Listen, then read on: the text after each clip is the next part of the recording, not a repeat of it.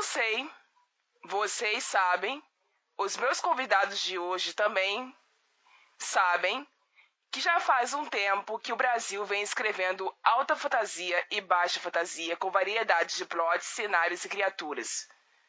O que falta então para que as editoras brasileiras vejam e publiquem esses autores? O que falta para que mais leitores os reconheçam e parem de buscar por seu gênero favorito somente através de escritores gringos? E como será que esse distanciamento dos leitores para com os autores afeta o que os autores do gênero escolhem publicar? Essas são as perguntas principais que eu e os meus convidados vamos tentar responder hoje. Oi, gente, eu voltei. Eu sou a Rai e vocês estão ouvindo sobre a escrita.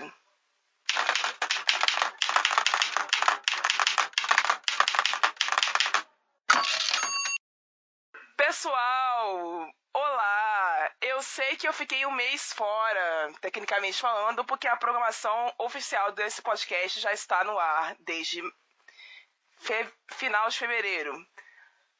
Porém, eu tive que voltar agora porque aconteceram imprevistos nas agendas dos convidados que aqui estão e na minha também.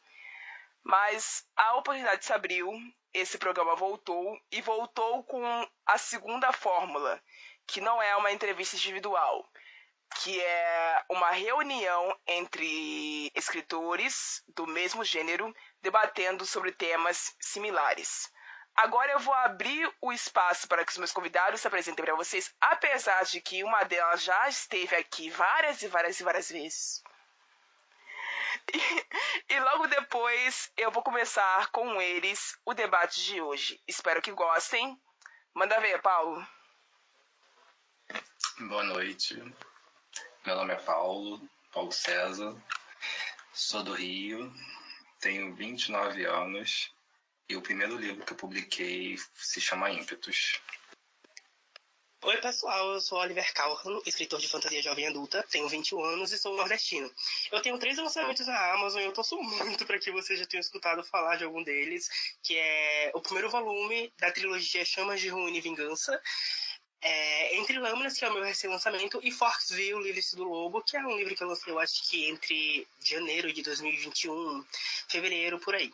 Eu queria agradecer a equipe do Entre Sumários, em especial a Rai, pelo convite de estar aqui e poder conversar um pouquinho com você sobre essa loucura que é ser escritor aqui no Brasil. Gente, eu sou a Pamela Guerarte, mas todo mundo vai me chamar só de Pam, tá? Por favor. Pamela é só pra capa do livro mesmo. E eu tenho 25 anos, eu sou de Teresópolis, no Rio de Janeiro, região serrana. E eu sou autora de fantasia e romance, juntos ou separados. Atualmente eu tenho 5 livros publicados na Amazon, sendo que um deles é um conto. E o meu carro-chefe é a série lá do Fantástico, que é uma fantasia contemporânea de Portal. E eu tô muito feliz de estar aqui hoje, porque eu sempre ouço o podcast, eu tento acompanhar, assim, da maneira como eu posso. E eu sou muito fã e eu tô muito feliz de estar aqui com vocês hoje, espero que seja incrível. Laís, bem-vinda de volta. Salve, galera! Eu sou a Laís Lacé, eu sou paraibana, 28 anos, escrevo fantasia e ficção científica. Tenho alguns livros aí publicados e os projetos, noveletas, contos, enfim, espalhados. O livro mais recente é o da Tua Rosa, mas ultimamente eu tenho trabalhado mais com vampiros e fantasia mais urbana, apesar de que eu já escrevi medieval. Então... E é isso. Estamos aqui de novo. Agradecendo de novo o convite da Rai e esse espaço maravilhoso. Eu que agradeço a presença de todos vocês. Eu espero que seja um debate proveitoso para todos. Bora lá para a primeira pergunta, o primeiro gancho do dia. Para quem não sabe da onde eu vim, como eu vim parar aqui, eu costumo escrever horror com mais frequência e terror, mas de vez em quando eu cismo que eu quero escrever fantasia. E eu não me dou muito bem com fantasia medieval. Eu sou mais uma pessoa que escreve melhor fantasia urbana ou baixa fantasia, Por isso que eu trouxe um número diverso de autores de fantasia, cada um escrevendo no seu campo, para que a coisa não se resumisse a baixa fantasia, que era o que ia acontecer se eu gravasse esse negócio sozinha. Então, aqui vai a primeira pergunta. O que falta para que as editoras brasileiras vejam e publiquem vocês? Eu sei que eu tô falando aqui com uma pessoa que a Laís e o Paulo já foram publicados por editoras, os dois em editoras pequenas. A Laís em antologias com mais frequência, né, Laís? Sim, eu publiquei com a Corvos recentemente. Pois é. Então, assim, eu sei que as editoras pequenas veem vocês. Por que o mercado grande não vê? O que está faltando? Qual é a justificativa que vocês conseguem imaginar que é plausível para 2023 ainda ter esse imenso distanciamento entre vocês e o grande mercado das editoras? Então, assim, como uma pessoa, um escritor que já foi em busca de grandes editores, assim, em visões de outros leitores, eu acredito que falta um público que seja fiel e que consuma a própria nacionalidade. É um fato que grandes editores procuram por clichês, procuram pelo que vende, e as pessoas procuram por isso porque acabam divulgando de uma forma ou de outra. Uma prova disso é que temos livros com diversas versões diferentes, que dão nome de comemoração, aniversário especial, e o público consome, porque já está acostumado, já está enraizado ler escritores que são de fora. E isso, quando você lê uma escrita internacional, não vou generalizar, mas você lê com um quê de déjà vu, que você já viu aquela história, que lembra de outra, e as escritoras sabem disso. Então eles vão procurar publicar pessoas com o mesmo gênero. Infelizmente, é o que abre espaço para novos editores, por saber da desvalorização nacional, da escrita nacional. Assim, se tratando de escritores iniciantes, escritores independentes. E é algo que nós, como escritores e leitores, deveríamos mudar de alguma forma.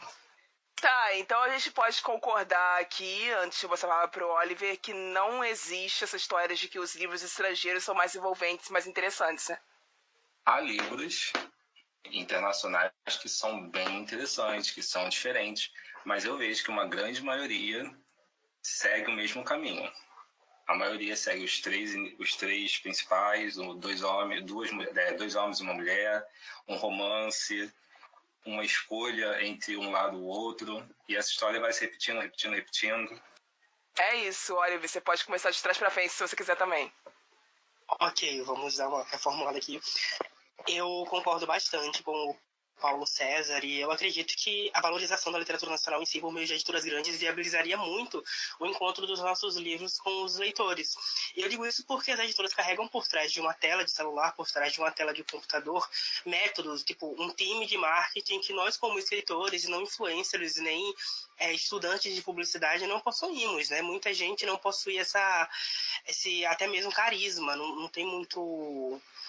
Como é que eu posso falar? Não tem um carisma para lidar com o público que está ali conversando, engajando e tudo mais, entende? Então, eu acho que a valorização por parte de editoras grandes nos ajudaria muito. Mas, como o Paulo César disse, as editoras elas estão procurando o que vende.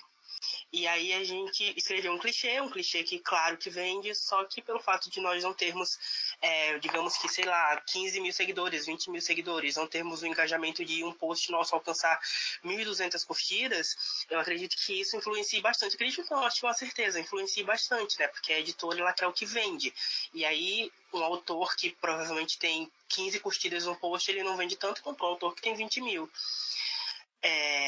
Existe um trabalho em cima da gente como escritores, que a gente precisa gerenciar post, engajar stories, entrar em redes sociais como o TikTok, por exemplo, que nem todo mundo quer, inclusive eu fugi do TikTok faz um tempão, e a gente precisa vender meio que o nosso peixe, né, entre aspas. Então eu acredito que as editoras elas fazem parte de um mercado e elas buscam coisas que vendem, e aí, como o Paulo César disse, clichês como livros gringos, que é como se fosse um grande repeteco, uma grande parte, claro, nem tudo, que você lê um livro de uma autora, você vai ler outro livro, você pensa que está lendo o livro daquela autora que você leu anteriormente, porque é muito parecido, é aquela mesma fórmula, porque é uma fórmula que vende. E assim, nem todo mundo tem tempo e criatividade para estar nas redes sociais, engajando, postando, compartilhando, criando banners e fazer com que o produto ele consiga ser algo vendável para os leitores, né? Eu confesso que o meu sonho mesmo era sentar a bunda na cadeira, estudar escrita criativa, escrever e só jogar no mundo e vender automaticamente, mas infelizmente não dá. Então, eu acredito que a busca de grandes editoras para o meio nacional é uma grande forma de mostrar a gente para o mundo. E dá para citar autores como, por exemplo, eu acho que é Juliana Domingues, o nome dela, né, autora de Luzes do Norte, e outras autoras que foram publicadas pela Galera Record. A Maria Freitas foi publicada, ou está sendo publicada pela Galera Record, alguma coisa assim. E isso é uma forma muito boa de fazer com que as pessoas olhem para os livros nacionais não como algo inferior, mas como algo igual. Entende? Não sei se vocês conseguiram entender o que eu estou querendo dizer, mas é basicamente isso. Muita gente ainda tem essa visão de que porque foi um escritor brasileiro que escreveu é completamente inferior ao que um gringo escreveu, e isso não existe, né? Esse Obviamente. seria o tal chamado complexo de vira-lata, que é tanto Justamente. falado em todos os gêneros da ficção, seja na literatura, ou seja no cinema, ou seja na música, quando se trata de produção de cultura brasileira. Justamente, as pessoas chegam e falam nas redes sociais, eu não leio nacional, como se tipo, livro nacional é um gênero, e livro nacional não é um gênero, sabe? E, inclusive, esse é um dos motivos pelo fato de que eu e outros autores, a gente acaba escolhendo usar até mesmo um pseudônimo, uma coisa que seja meio que mais estrangeira, sabe? Para que as pessoas vão... Eu inclusa! Exatamente, para que as pessoas pensem que nós somos autores gringos e possam consumir o nosso conteúdo sem o preconceito de achar que está lendo uma coisa completamente inferior ao que vem de fora, sendo que também tem muita coisa ruim lá fora. Sim. Pan, você pode seguir daí. Bom, gente, eu acho que o que falta para as editoras é que elas simplesmente abram espaço para os autores nacionais independentes, porque assim, a gente tem muita gente talentosa, a gente tem escritores que são conscientes e que são muito esforçados em entregar não só clichês que vendem, mas também entregar um material de qualidade. E a gente tem isso até mais do que lá fora, porque a gente cansa de ver autor que escreve representatividade de um jeito não correto, ou que se escreve de qualquer jeito, ou que nunca escreve e tudo mais. E completando também o que o Paulo César disse, a gente vê essas editoras grandes aí publicando o mesmo livro várias vezes. Esse aqui tem a capa X, esse aqui tem um conteúdo extra, esse aqui tem a capa dura, esse aqui é edição de comemoração. E eles insistem em publicar as mesmas pessoas várias vezes, ao invés de procurar alguém diferente dentro do país. E se eu fosse resumir, assim, tentando resumir, tentando ser bem direta no que eu acho que falta boa vontade. Simplesmente boa vontade, tanto das editoras quanto das pessoas que, igual o Oliver falou, que insistem em dizer que não leem nacionais, deles abrirem, assim, deles terem boa vontade de pegar, não, ler esse livro aqui porque ele parece bom. Não, foi um autor nacional que escreveu, não, então eu não quero ler. Eu sinto muito isso. É falta de boa vontade de dar espaço para quem está começando agora, para quem não tem um público muito grande. Não, essa pessoa aqui, o livro dela é ótimo, o livro dela tem várias coisas aqui que são comerciais e que vai vender. Poxa, mas ela só tem 5 seguidores no Instagram, então não, a gente não vai publicar ela porque ela não tem público. Sendo que para você ter público, você precisa ter muito tempo na rede social, você precisa estar vendendo seu peixe, igual o Oliver falou, você precisa divulgar, você precisa fazer publi, você precisa, entendeu? Você tem que estar ali sempre investindo e às vezes muita gente não tem condição de estar pagando publi e divulgando e tal. Eu mesma, tudo que eu faço de divulgação, eu faço sozinha. Infelizmente, eu ainda não tenho, assim, uma condição monetária de pagar publi. E eu não pago, porque eu prefiro pagar uma boa revisão do que pagar uma publi, porque vai que eu pago uma publi, não me dedico ali na revisão do livro, e aí a pessoa vai ler o livro, vai ver lá que tem 300 mil erros e pronto, a autora publicou um livro cheio de erro. Como é que eu vou falar dessa autora? Vocês entendem? É bem fácil de entender o porquê. E aí, Laís, é uma junção de todas essas coisas ou existe mais alguma? Cara, eu sou assim, tipo, sabe aquela pensamento de é tanta resposta, a resposta é tão complexa que às vezes a gente pode perder algo. Exato. Então, eu super concordo com o que a galera tá falando, mas eu penso assim que o problema ele parte de várias frentes. Você analisar a questão, existe sim uma predileção do livro internacional e eu acho que está muito associado ao trabalho de marketing. Os livros que chegam da gringa aqui, eles já chegam com um trabalho de marketing feito, eles já chegam com blurb de tipo, pegar um livro com blurb do Neil Gaiman, sabe? Dando um exemplo qualquer aqui.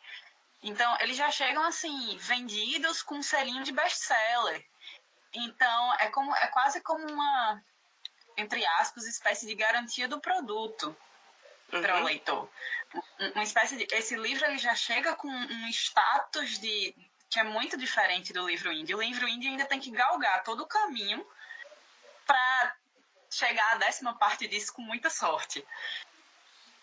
E assim, essa fomentação desse consumo de nacionais, o pessoal passa assim, por um nível até da própria questão de desconstruir na cabeça de muita gente, quando muita gente é uma galera mesmo, essa ideia de que ou o livro nacional é inferior ou o livro nacional é o clássico, é o cult. É o livro que não é a literatura comercial, né? Não é... E se tratando do fantástico, você ainda vai ter isso, porque o fantástico ele não é visto como cult, ele é visto como essa coisa mais divertida, mais lúdica, mais, enfim, sem entrar no mérito de se essa visão é certa ou não, mas você ter que quebrar essa ideia de que primeiro existe o fantástico nacional e depois de dizer, o fantástico nacional também é diverso, também traz algo de novo, traz algo de interessante, pode trazer uma perspectiva que você não vai ver no internacional, no que está vindo de fora, né? No que está vindo de fora, principalmente no mercado anglófono, que é o que mais vem de fora pra gente, né? E assim, eu vejo muito isso, gente. Eu converso muito com a Elisa Santana, que é do projeto dos Outros 500, né? Que ela tem um projeto exatamente de marketing. Lizzie. Amor da minha vida, beijo, Liz, te amo. Exatamente. Liz, minha marida. E aí, a gente conversa muito sobre isso. Acho que o tema do TCC, do tema do coisa dela, até envolve um pouco disso, dessa questão do marketing do autor nacional. E quando você fala também dessa questão, especialmente do autor indie, que acho que o Oliver mencionou, da questão do você lidar com o seu próprio marketing, é que é exaustivo pra caramba, pô. Chega uma hora, você aguenta um tempinho, mas à medida que a coisa demora a dar frutos ou não vem dando frutos da maneira que você esperava, você quer jogar tudo pro você entra em parafuso. Exatamente, você entra em parafuso. E haja terapia. E você encontrar a disposição para falar, você encontrar a disposição para estar pensando numa nova divulgação. É uma loucura. E aproveitando o gancho da Laís, é também muito frustrante, porque às vezes você tem uma ideia para, sei lá, para um Reels, para um TikTok, e você pensa, cara, isso aqui vai irritar, vai dar muito certo. E aí você, pode ser uma coisa simples ou pode ser uma coisa mais elaborada. Você vai, se dedica, faz o vídeo, posta, e aquilo, sei lá, aquilo não pega 50 curtidas. Acaba que se você não tiver uma cabecinha boa e se você não trabalhar isso, você fica até meio zuretinha das ideias. Sim, Eu falo por mim. Eu desisti do TikTok justamente por isso, Pan. Porque eu passava 40 minutos editando um vídeo de 15 segundos e aí eu publicava e dava 200 visualizações. Eu pensava, gente, o que é que eu tô fazendo aqui? É assim mesmo. Enfim. No âmbito das redes sociais... A gente sabe que existem pessoas que dizem que já decifraram esse algoritmo, tanto é que elas vivem de vender curso para escritores, né? Sobre como divulgar seu livro. Não estou desmerecendo esse pessoal, pelo amor de Deus. Eu acho o trabalho extremamente importante de auxiliar o escritor a saber seu marketing, achar seu público e iniciar seu engajamento. Mas a gente sabe que é uma ciência incerta, né? O algoritmo se modifica a cada atualização, os desenvolvedores estão sempre indo em direções diversas, buscando mais lucro. Então, essa motivação de quem administra cursos desse tipo, cria-se uma fórmula que nem sempre é com 100% de acerto. Às vezes esse acerto vai para 50%. E isso gera uma desmotivação dentro do escritor até de comprar esse curso e confiar em quem está vendendo, por conta do retorno ser diferente do que esperado no investimento que você fez de forma anterior. A gente chega com isso semanas atrás no post do Guilherme Buiatiti, que é um autor de fantasia infanto-juvenil também, falando sobre o fato dele ser artista e não influencer. E o quanto a necessidade que o capitalismo impõe de você ser obrigado a ser as duas coisas para ser visto prejudica o processo artístico em si. Então é a partir dessa direção do Guilherme que eu quero puxar a você a segunda pergunta desse gancho. O que falta para que esses leitores, que eles estão aí, a gente sabe que eles estão aqui, que eles existem, que eles estão ao nosso alcance de uma certa forma, comecem a buscar mais aqui dentro do Brasil, pelo gênero que eles dizem que é o favorito deles, porque muita gente no Brasil lê fantasia. É um dos gêneros mais lidos, se você fizer uma pesquisa rápida entre a comunidade do Book Twitter e a comunidade do Book Instagram, por exemplo. O que falta para que eles comecem a buscar por aqui a fantasia que eles querem ler? E não lá fora. Que não pode ser só questão de marketing. Tem mais coisa por aí. A gente vai conseguir, excluindo a camada do artista, virando completamente influencer, esse alcance? Ou nós vamos ter que mudar essa rota de alguma outra maneira? E já que a Laís foi a última a começar a falar, ela pode começar respondendo agora. Tá, já jogar a bomba no meu colo.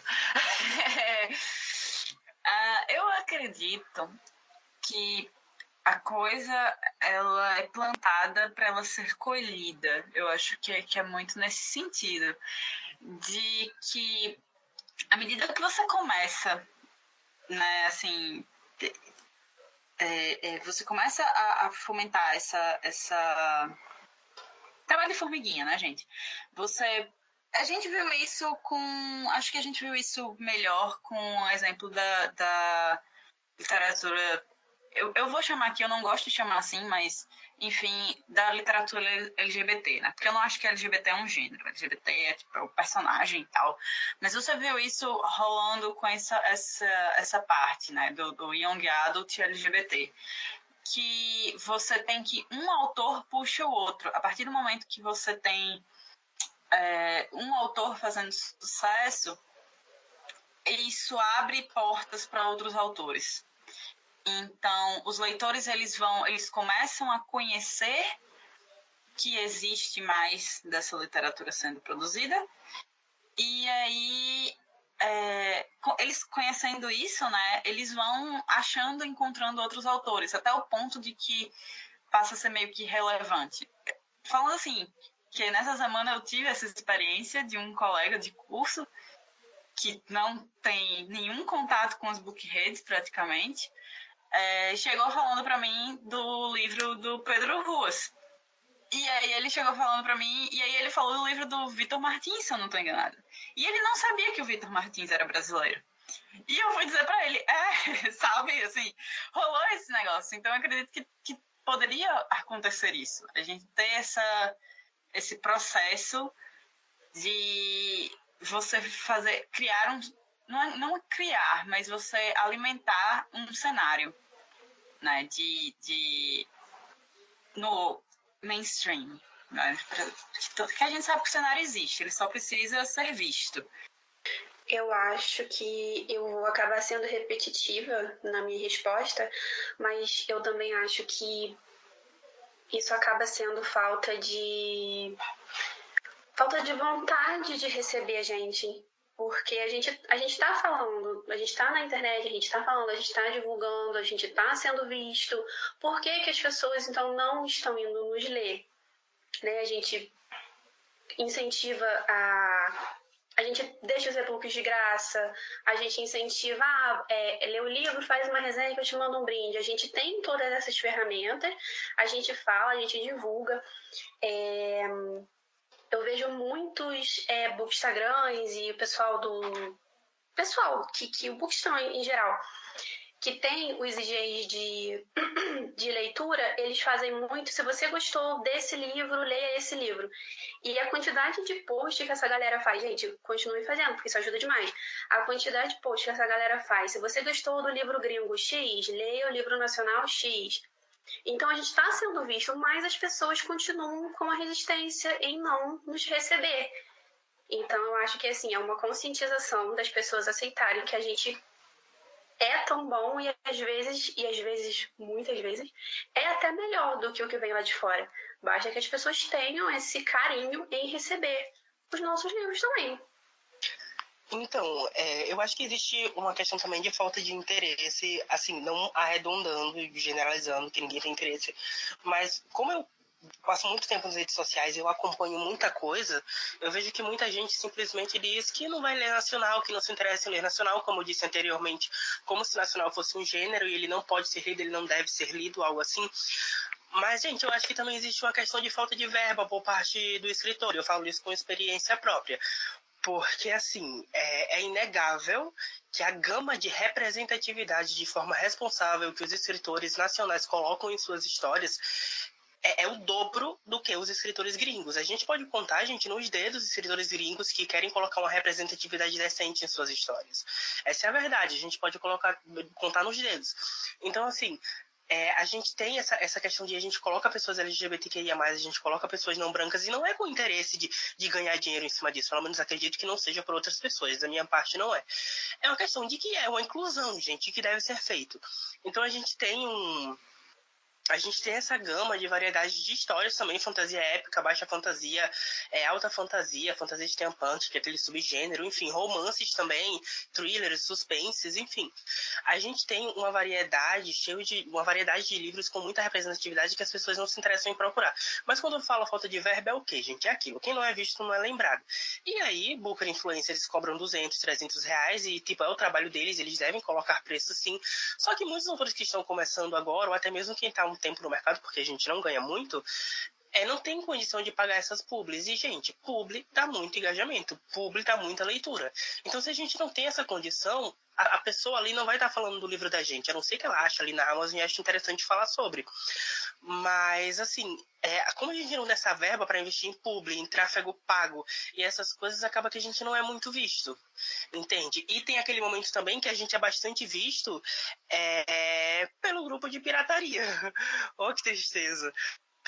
Mas quantas e quantas vezes eu entrei em grupos de pirataria e estavam lá os meus livros pirateados, cheguei até a acostumar com isso, não fico feliz, mas cheguei até a acostumar, porque senão eu ia sofrer pro resto da minha vida. Mas aí as pessoas leem meu livro pirateado, mas não fazem uma questão de entrar ali na Amazon e adquirir o e-book. Pessoas que têm condições de comprar, entende? Pessoas que têm isso. Então, acredito que uma parte é a falta de interesse das pessoas em ler nossas histórias e o que nós temos a oferecer, que são coisas sensacionais, são coisas fantásticas, e preferem pegar aquele repeteco gringo, que você pega 3 livros de fantasia diferentes e os 3 parecem a mesma coisa. Então, eu indicaria para que os leitores, pessoas, caso algum leitor esteja ouvindo aqui o podcast, não seja muito por dentro dessa questão de nacional, eu indico que busquem Booker influencers que leem muita literatura nacional, que falem sobre nós, que enxerguem a gente, porque a gente tem muito a oferecer. Então, não tem como a gente continuar oferecendo coisas legais, coisas incríveis para vocês se a gente não tem verba para investir nisso. Porque leitura sensível é dinheiro, leitura crítica é dinheiro, ISBN, ficha catalográfica, revisão, tudo isso é dinheiro. E a gente precisa dessa questão financeira para conseguir continuar indo para frente e escrevendo coisas sensacionais para vocês. Então, o que eu peço para você que está ouvindo isso aqui é que indique o livro da gente para outras pessoas. Olha, segue tal autor, acompanha tal autor, ele publica umas coisas legais, o tipo de história que talvez você goste. Isso é muito importante para que a gente seja visto, sabe? Para que a gente seja lembrado e que a gente consiga lucrar para conseguir investir e continuar trazendo coisas incríveis para as pessoas, para os leitores. Gente, o Oliver tá falando de verba. Acontece que os autores nacionais ultimamente andam recebendo 0,00075, eu acho, por página lida dentro do Kindle Unlimited. Isso daí mesmo. Nada, gente. Acho que saiu ontem, alguém fez essa conta. E eu já tô com vontade de chorar. Mas eu tenho que falar, são números que entristecem muito a toda a classe de autoria indie, porque a Amazon não tá nem aí, essa que é a verdade. Você pode ter 6 ou 10 lançamentos, se você não vender os 10 em um ano, o seu faturamento sempre vai ser o mais baixo possível. Às vezes não é nem o mínimo para sobrevivência, e tem pessoas que acabam entrando numa leva de deixar os seus materiais publicados em risco, tipo, oferecendo o livro por Pix, o PDF do livro por Pix, ou publicando em outras plataformas pagas menos seguras. Tudo isso para conseguir ser visto, conseguir ser comprado e conseguir ser viabilizado. Que não é a realidade da maioria dos autores, é a realidade do pessoal que eu, como pessoa não branca, vou falar. Se vocês não vão abrir a boca, eu vou falar. Existe sim uma galera que faz representação de personagens não brancos por dinheiro. Existe sim, ela faz representação de personagens LGBTQIA+, por dinheiro. Sobre isso. Existe sim. Eu já tive contigo essa conversa. Com certeza. Já tive com várias pessoas que estão aqui essa conversa. Enquanto Laís, há imagino. Um nicho de mercado. Vai existir gente produzindo apenas por dinheiro. Enquanto há um nicho de mercado, a galera vai querer existir. Exato. Então vocês não vêm com essa pra cima de mim de que eu tô sendo um escritor diverso porque eu tô colocando um negro como meu protagonista. Deixa eu te contar um segredinho, autor indie da Amazon. Será que alguém já não te contou isso antes? Colocar pessoas pretas na capa vende menos, tá? Eu não sei se te contaram, mas é verdade, vende menos. Infelizmente, sim. Colocar pessoas LGBTQIA+, se beijando, se de mãos dadas, o cacete a 4 na capa, vende menos, tá? Eu não sei se te avisaram, mas vende menos. E você ainda tem que lidar com as pessoas falando, olha, gente, faz uma capa que esconda mais isso, que não dê tanto a entender. Tipo, não, eu não quero fazer, eu quero mostrar, porque enfim. Então se coloca 5 minutinhos no nosso lugar e tenta pensar desse ângulo, pelo menos durante um bom tempo. Paulo, a palavra... Então, vai acabar sendo repetitivo porque é uma verdade para muitos leitores que têm preguiça de procurar livros nacionais, porque eu, dizendo de mim, já fui um desses. Tanto que eu lembro da época da escola que éramos obrigados a ler livros nacionais e, em particular, tinha uns que eu adorava e tinha uns que eu detestava ler. Um dos meus preferidos até hoje é A Marca de uma Lágrima, do Pedro Bandeira. Um dos favoritos que, por muito tempo, veio aquela grande pergunta se Capitu ou não traiu o Bentinho, de Dom Casmurro, de Machado de Assis. Então, a gente lendo por obrigação, tem aquele desconforto, aquele não gosto. Então eu acabei procurando muitos livros internacionais e por muitos anos eu só li internacional. Até que num dia, uma colega publicou um livro para uma editora. Ela perguntou, lê meu livro, me ajuda. Peguei para ler, adorei o livro dela. Tanto que eu fui procurar outros livros, como do Vitor Martins de 15 Dias, né? Li um de um colega do meu amigo, que publicou também pela mesma editora. Então, às vezes, o que eu acho é o que, tanto para leitores como para editoras, é que eles não acreditam no potencial que nós temos como escritores. Eles não acreditam no potencial que nós temos de criar grandes histórias originais sem aquela sensação de que já vi isso em algum livro. Claro que tem toda aquela questão de divulgação que a gente tem que ter, aquela divulgação paga, a quantidade de seguidores influencia muito, e todo o trabalho que o escritor nacional independente, que a gente precisa ter, que lidar no dia a dia, trabalho, estudo. Então a gente tem que correr muito atrás disso. E às vezes acaba sendo complicado e desanimador para alguns escritores indies, ainda mais quando você fica sabendo do percentual que você ganha quando você publica um livro, tanto independente ou por editora. A verdade é essa, que a gente não ganha um rio como muitos acham que a gente ganha. Vender um livro, tá de boa, já tá aquele sucesso todo, porque não é assim. Muitas editoras, quando pagam, às vezes não chegam nem a real. É um percentual muito baixo. E como falaram agora, a gente precisa emergir nessa atualidade de entrar em redes que a gente não costuma usar, mas porque é o que grande parte do público está consumindo. E se a gente não correr atrás disso, e a gente não correr atrás de uma divulgação, de uma indicação, daquela frase que gruda na cabeça e muitas pessoas ficam repetindo, a gente não alcança o que realmente a gente quer alcançar. Assim, falando por mim, o sonho de publicar foi feito. Mas óbvio que a gente quer ter um nome, a gente quer criar outras histórias, quer ficar marcado por muitos e muitos anos. Paulo, interrompendo aqui rapidinho, gente, eu concordo com o Paulo, porque assim, a gente precisa fazer tanta coisa ao mesmo tempo para ser visto, para ser notado pelas pessoas ou por editoras, que é exaustivo, e muita gente desiste no meio do caminho, porque realmente dá muita vontade de desistir. E eu sei que tem uma pessoa para falar agora, mas eu queria saber da Rai, se eu posso falar uma coisinha rapidinho antes, que é mais como um alerta também, principalmente para escritores que estão começando agora no mercado. Tá, vai. Tá, rapidinho, gente. É porque, assim, a gente tá sempre querendo ser visto, né? Como já foi dito. E acaba que no meio disso tudo chegam editoras, não são editoras, são prestadoras de serviços, na verdade, que te enviam propostas de publicação. E aí você acaba caindo em certas armadilhas. Eu não vou citar nomes aqui de prestadores de serviços, porque eu não tenho dinheiro para pagar processo. Mas você acaba caindo em alguma armadilha. E foi o que ia acontecer comigo quando eu comecei no mercado. Eu recebi a proposta de uma editora, de uma prestadora de serviço. E aí, tipo, ela leu o meu original em 3 dias e já mandou o contrato completo pra mim.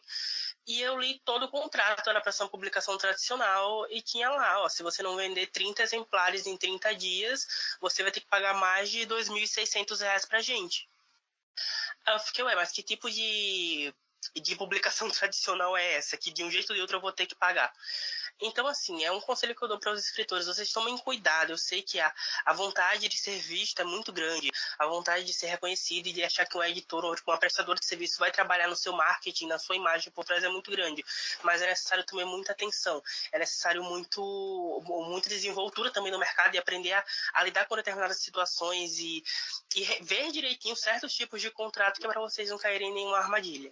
Eu tô falando isso como uma dica mesmo. Para que os escritores iniciantes tenham isso em mente, que tem muita gente por aí no mercado querendo enganar a gente, achando que a gente tem cara de otário e a gente não pode ter não, porque a situação é complicada. Tem gente querendo aplicar golpe de todo lado. É só um complemento de alguém que disse sobre ficar insistindo lá na gringa, né? E sobre o marketing que os book influencers fazem. Às vezes a pessoa tá lá e ela panfleta autor gringo, e ela resenha, e ela indica, e ela tá fazendo post, sendo que esse autor, ele nunca nem vai chegar a interagir, a ver, a curtir, a repostar, enquanto a gente tá aqui doido para interagir, para conversar, para falar sobre o livro, para agradecer um post, enquanto a gente não tem, porque eles preferem lá dar palco para o autor que nem sabe que eles existem. Claro que não é todo mundo, a gente tem quem faz e tem quem não faz também. Para a galera que opta por ler os nossos livros de forma ilícita, apelando para a pirataria, se vocês estiverem ouvindo isso, depois que vocês lerem, pelo menos vai lá no Scoob ou vai lá na Amazon e avalia o livro, já que você está lendo de forma errada. Pelo menos ajuda a gente com uma resenha e uma avaliação. É isso.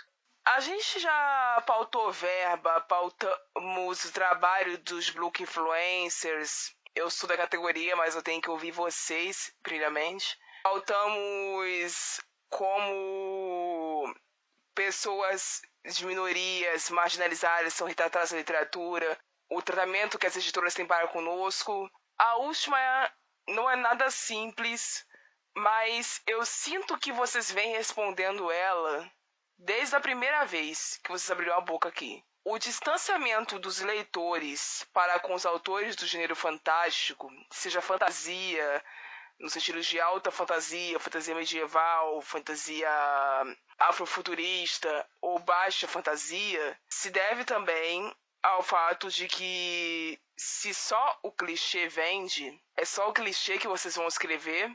E o que eu acho engraçado é que o título desse episódio é Nem só de Féricos vive a fantasia, porque é justamente uma indireta.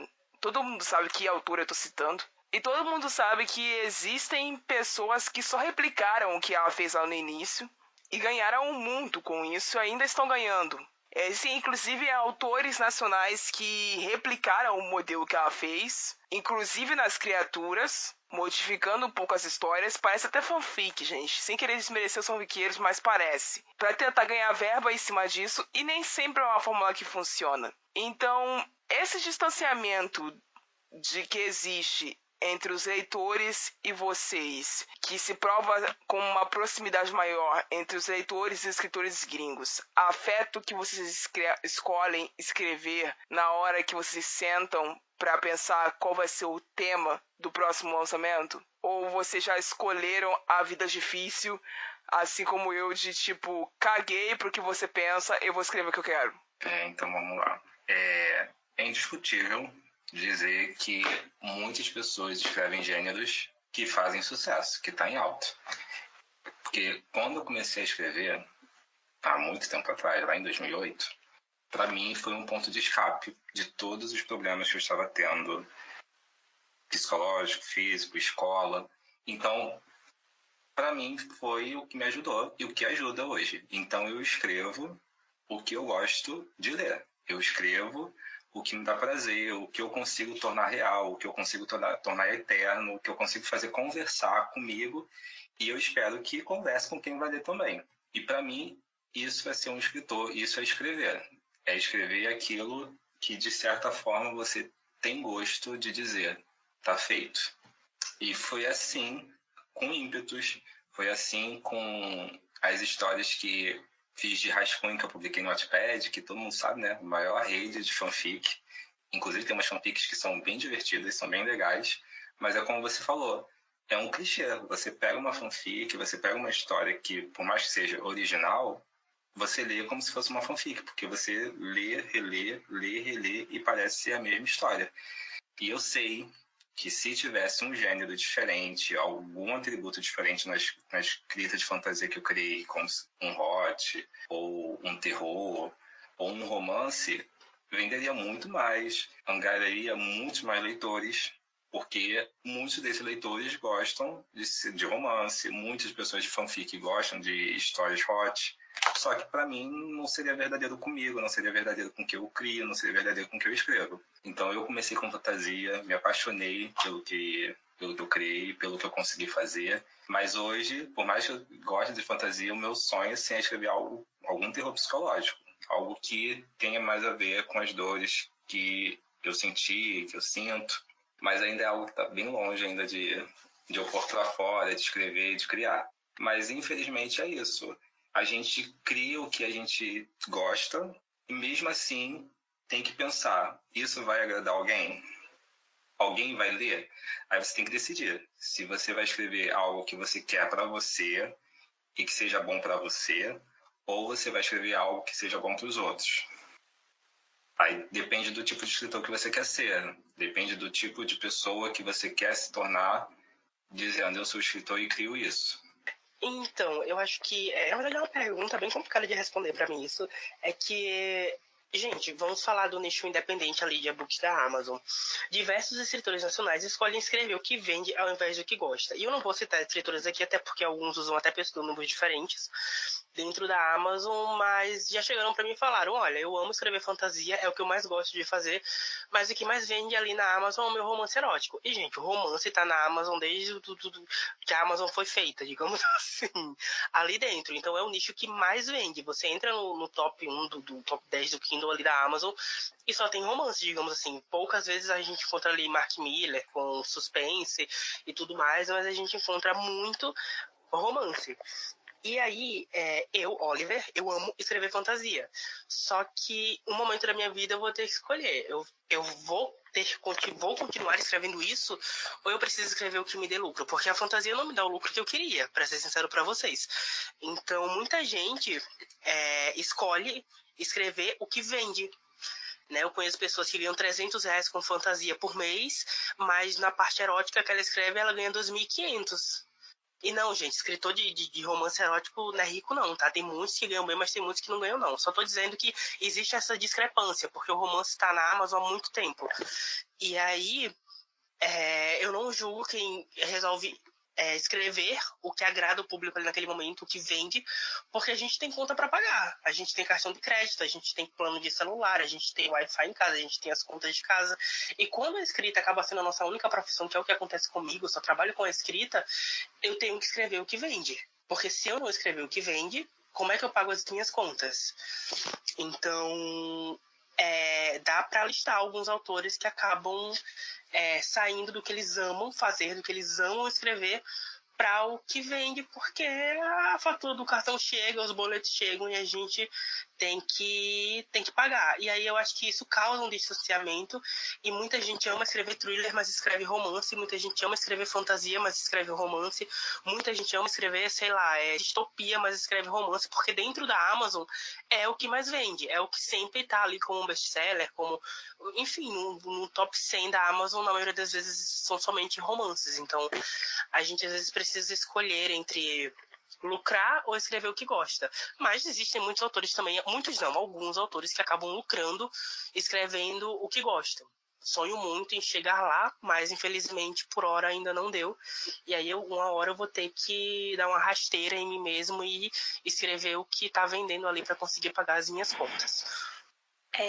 Eu concordo com o Paulo e com o Oliver, com certeza esse distanciamento entre o autor de fantasia e o leitor obriga a gente a se adaptar a escrever o que é mais comercial, nesse caso, como já foi citado, o romance. Eu vou me usar de exemplo porque essa minha série lá do Fantástico, o primeiro livro é a classificação mais 12, então só com isso todo mundo sabe que não vai ter o hot ali, e a classificação se mantém até o 5º livro, talvez esse vá ter uma classificação talvez de 14 para cima, mas por causa de outros assuntos mais delicados, mas que também não envolvem hot, até porque quando eu comecei a escrever eu era bem novinha, eu tinha uns 16 anos, então como é que eu, sendo menor, enfiaria um hotzão lá na história, né? Não faz sentido nenhum. E depois não fazia mais sentido também colocar ali uma coisa só porque as pessoas queriam ver. Teve várias perguntas, por que você não escreve? Não. Porque não combinava. Não combinava com o teor da história, então eu não escrevi. Mas, depois de estar já há tanto tempo, digamos assim, entre aspas, tanto tempo, eu tô na Amazon desde 2021, mas com os livros físicos já tem um pouquinho mais de tempo. Depois de tanto tempo ali divulgando e falando da minha fantasia e divulgando e tentando alcançar público, é extremamente muito mais difícil. E eu não posso, por exemplo, largar o meu emprego CLT agora para viver só com os meus livros de fantasia, porque eu passaria fome. Pensando nisso e acompanhando assim o que é vendido na Amazon, o que tá hitando lá no TikTok, o que tá hitando no Instagram, que depois que eu terminei o último livro da série lá do Fantástico, eu escrevi uma comédia romântica que é assim, o puro suco do comercial. O puro suco do clichê, o puro suco do comercial, o puro suco ali do das tropes que as pessoas mais gostam. Eu falo tropes, gente, não sei como que vocês falam, mas eu falo tropes. O Puro Suco. E, assim, eu passei ele por 5 leitoras betas, a Lizzie inclusa, e eu tive um feedback muito bom delas. E eu mandei ele para uma editora. E aí eu tô no aguardo para ver se vai rolar ou se não vai rolar. Não queria ter criado expectativas, mas já criei. E, assim, eu tenho ciência de que se eu conseguir colocar esse livro no mundo com essa editora para a qual eu mandei, eu vou ter uma visibilidade enorme e talvez a partir daí eu possa continuar escrevendo as minhas fantasias, porque eu vou conseguir um público que talvez goste de mim, que talvez goste ali da minha escrita e que através desse livro que pode vir a nascer, vai nascer de um jeito ou de outro, mas eu tô querendo dizer que pode vir a nascer com a editora e eu consiga alcançar mais pessoas. Então, com certeza, esse distanciamento entre o leitor de fantasia e o autor obriga a gente a escrever o que vende e não o que talvez a gente goste. Eu amo fantasia, eu amo romance, é o que eu leio, fantasia e romance, fantasia com romance, só fantasia. Então, eu me sinto, assim, confortável em escrever um ou outro, eu me sinto realizada. Mas eu sei que tem muita gente que prefere escrever outros gêneros, igual o Oliver mencionou, e não escreve porque sabe que não vende, que vai ficar ali estagnado.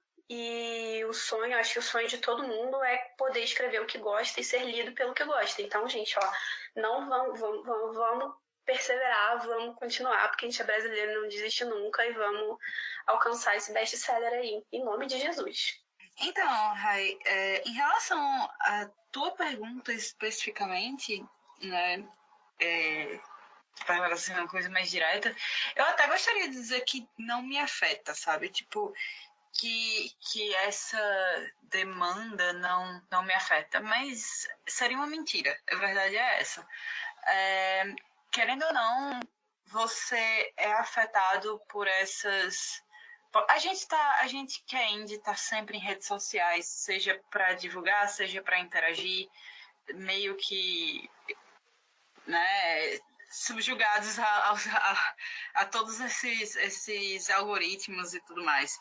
Então, mas o Paulo comentou, perdão, e a escrita começa como válvula de escape e tal, e quando eu escrevi, né, meu livro de féricos, que você comentou aí, eu não tinha conhecimento da onda de féricos. Até porque quando eu comecei, eu acredito que ela não era tão forte.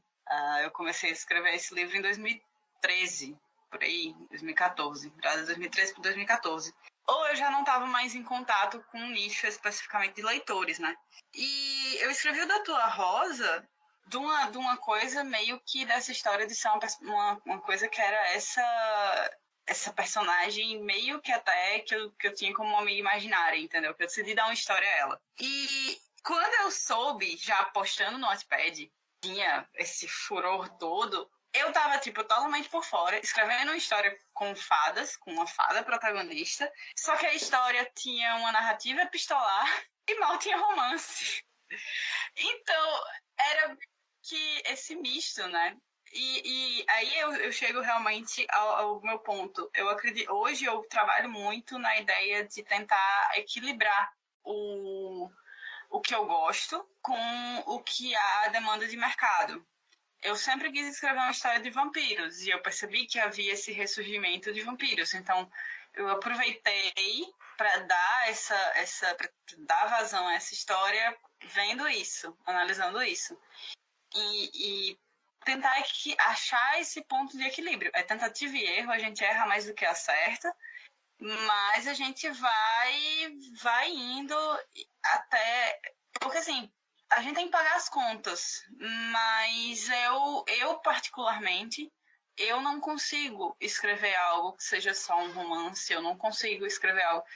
Eu escrevo poesia, mas poesia sofre outro problema, né? É outra coisa. Mas, assim, quando eu tô dentro das minhas narrativas de romance, seja conto, eu tento atrelar as coisas. Tipo, o que eu vejo, eu não permito que seja só o comercial. Tem que ser o comercial que me agrada como artista, que me agrada como escritora. E aí é que tá toda a chave do negócio. Porque senão eu não vou ter ânimo para divulgar, eu não vou acreditar naquela história, eu não vou ter ânimo para escrever. E é esse o grande ponto, né? É enxergar onde que você se sente confortável, até que ponto você se sente confortável. Mas é realmente isso. A gente acaba ou focando no que nos agrada e seguindo, ou focando no que vende. E a gente tem que escolher um lado. Eu acabei escolhendo o lado que me agrada, o lado que me deixa bem, o lado que me deixa confortável, e acabo escrevendo o que eu gosto. Tanto que nesse ímpetus, as pessoas que leram, divulgaram, tem gente que dá, assim, a idade assim, para ler de 12 e tem gente que dá 14. E eu fico, gente, como assim de 12 anos? Tem tanta dor, tem tantos problemas, tantos gatilhos, assim, não foram gatilhos explícitos, mas foram aqueles gatilhos que bem leve, que não fica tão na cara para não ficar uma coisa pesada. Mas é algo que naquele momento que eu escrevi foi algo que me representava, foi algo que eu passei, foi algo que me agradou, que hoje eu vejo que tá mais polido, tá melhor do que eu tinha feito há anos atrás. Assim, não é um demérito do teu livro, não. Eu, como sua leitura, vou te dizer, a linguagem atrai essa galera. Sim, muito. A linguagem que você usou para compor aquele universo atrai o pessoal de 12 a 16 anos.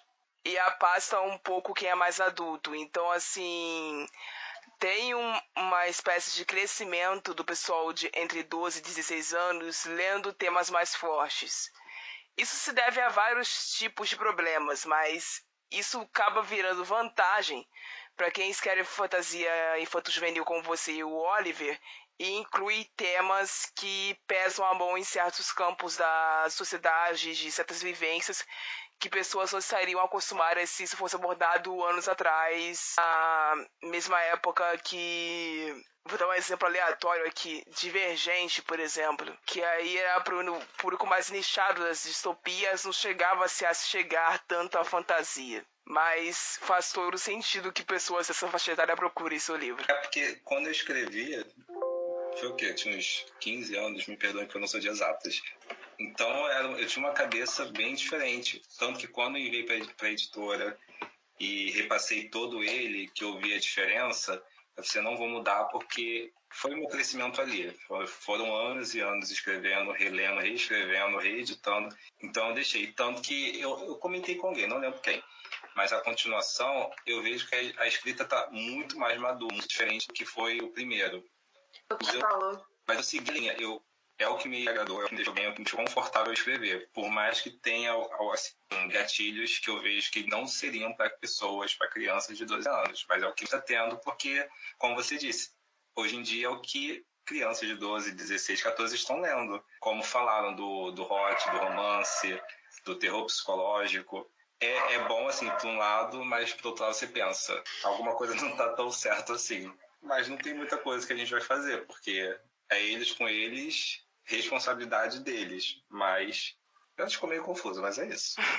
Só para fazer um adendo nessa questão dos leitores, falando um pouquinho da área que eu estudei durante um tempo, né, que é a questão de design, acontece também muito isso, das pessoas, especialmente com fantasia, vem a capa colorida, vem enfim, qualquer coisa do gênero e acha automaticamente que, já que é uma fantasia, que o público-alvo é infanto-juvenil, né? Ou juvenil, no máximo aí. E não percebe que existe a fantasia adulta. Existe uma fantasia que não é para esse público. Eu passei por isso com o meu primeiro livro, quando uma menina de 10 anos pegou meu livro e queria levar. E a mãe me perguntou, não, dá para a idade dela? E eu fiz, olha, eu não recomendo para abaixo de 14 anos. Na verdade, não recomendo para abaixo de 16. Né? 14 anos é por sua própria conta e risco. E foi assim, foi uma coisa porque a capa enfim, a capa é brilhosa, a capa tem protagonista e tal, então tem isso também. Às vezes a capa, por ter elementos fantásticos nela, vai para esse campo. né? Das pessoas acreditarem que é para uma determinada faixa etária que muitas vezes não é. Então, gente, com esse ensinamento da Laís, a gente encerra esse debate sobre a escrita. Eu agradeço a audiência de todas até aqui. Eu espero que vocês tenham entendido o objetivo dessa conversa com esse grupo de autores, que vocês comentem mais sobre o assunto com a gente nas redes sociais, através do @castsumários, lá no Twitter, no Instagram e também no TikTok, para quem quiser comentar sobre o assunto desse episódio. E que vocês entendam, acima de tudo, como conclusão dos dias de hoje. A fantasia, o cenário fantástico brasileiro, ele é diverso, ele tem uma pluralidade imensa de temas e autores, ele tem uma pluralidade de mensagens a serem entregues, e ele tem livros também que podem ser chamados de fúteis, que não tem mensagem alguma, mas ainda assim são super divertidos. E vocês não precisam deixar que o preconceito e o complexo de vira-lata abatam vocês com a preguiça de procurar por eles. É necessário que o leitor também mova-se até a montanha que é esse gênero dentro do Brasil. Eu sou a Rai e vocês acabaram de ouvir sobre a escrita.